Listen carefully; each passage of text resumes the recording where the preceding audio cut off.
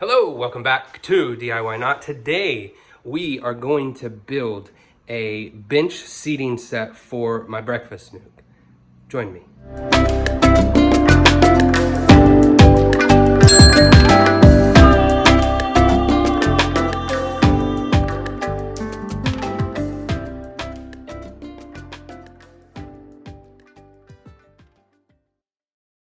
All right, so today's project is going to be a bench seating that goes in my breakfast nook. It's going to look a little bit like this. And essentially what I'm doing is I had all these 2x6s, bigger pieces of wood. And so just to save money, and since I already had it, I'm ripping those down to be, they're not going to be 2x4s, right? Because that's not how it works. But they'll be my structure. So right now I'm building frames, and then what I'll do is I'll coat the outside in MDF and trim it out with MDF pieces as well, paint it white and stick it in there. It'll also act as a storage unit, a little bit more storage unit in the kitchen, and then we'll put a bit of a cushion on top of it, and I think it's going to be really great. We'll see how it comes out. Right now, let's get to ripping.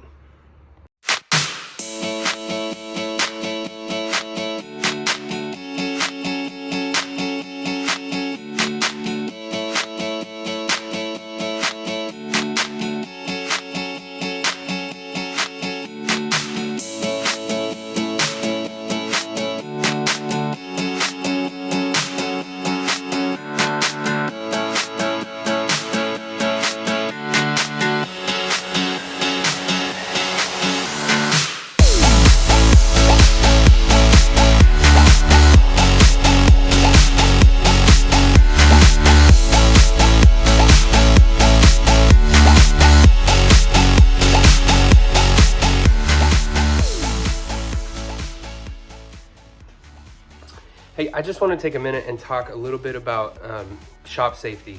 I just want to address it really quick because I just used a table saw, and it occurs to me that the table saw has the potential to be one of the most dangerous tools that you have in your workshop. And so it might seem, if you're watching that, as if I'm being flippant with safety. I'm not wearing safety glasses. I'm not. I'm using both hands. I'm really close to the blade with my left hand. I acknowledge that. It should be said that I'm very comfortable with a table saw. I used it professionally every day for a really long time, and I feel comfortable with it. Now, that comfort is never a reason to get flippant with safety, and so I just want to encourage you to take all safety precautions. You can see that I kept the blade guard on. The riving knife, this particular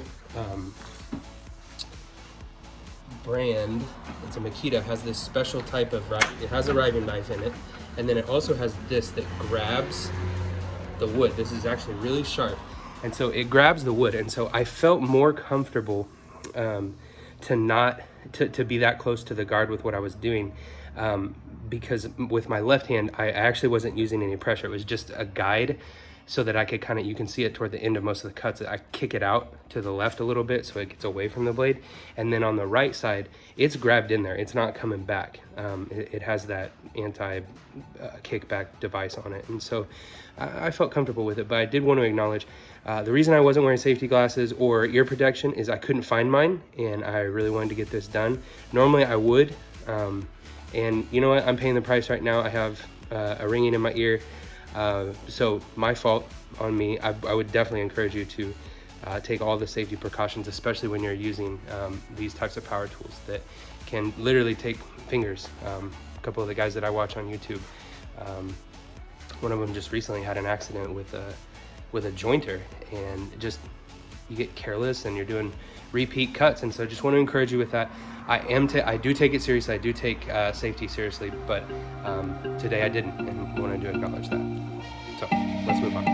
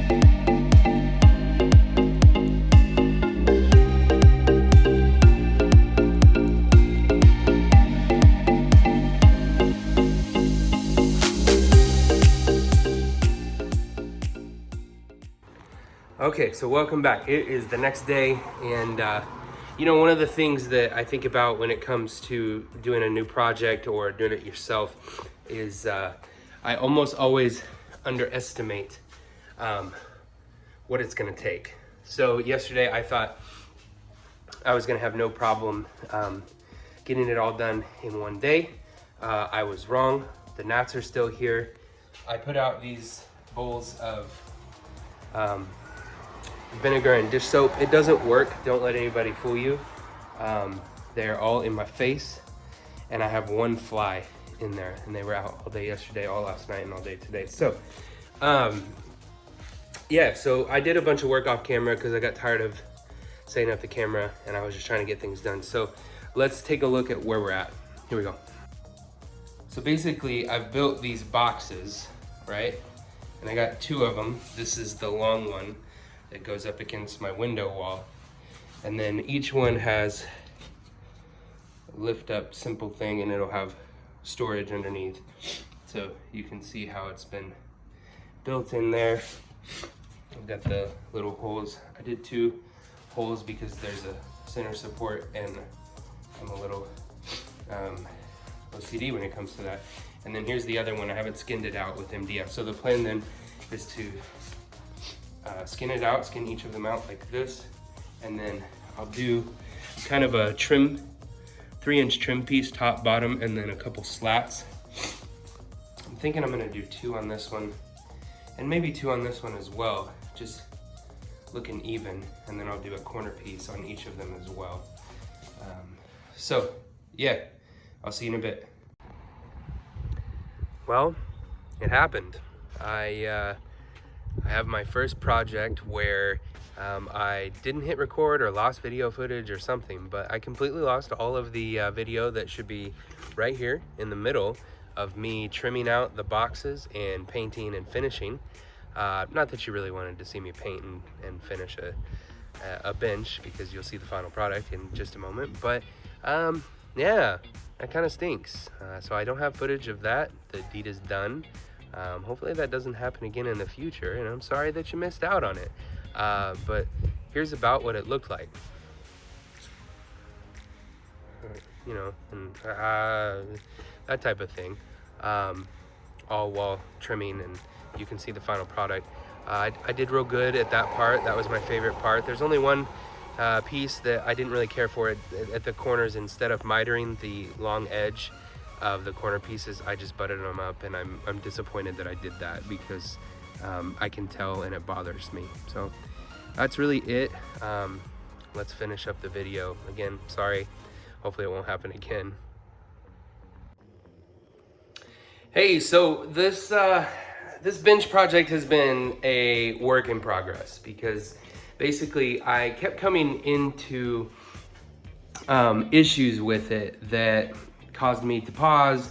I've been really busy and just only able to get to this on the weekends. And so when I would get back to the project, you know, something else is wrong, and mostly having to do with the hinge system. So what I wanted to do, and this was my mistake, was take this and just put hinges back there and make it to where it just lifts up simply and easily.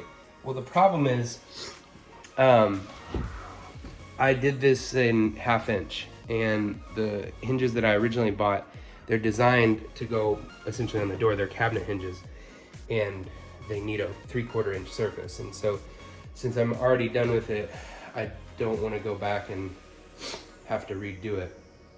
But essentially, we're done. You can see this little guy. I got a picture of it, you can see, but post up there. repainted this table. I'm gonna go back through with a final top coat because it's getting a satin finish, so it's taking in all this dirt from sitting on it, but it's usable. It's just that I'm trying to figure out a hinge system, but the project is ultimately done, and I'll update in the future. If you like what you see, let me know. I appreciate comments. If you have a better idea of how to make these lids work properly, holler at me. I'd love to hear from you. But ultimately, this one's done. We'll see you on the next video. Shout out to Chaos Disperser for the encouragement. We'll continue to be posting videos here on DIY Not. So like, subscribe if you appreciate the content. I'll see you next time.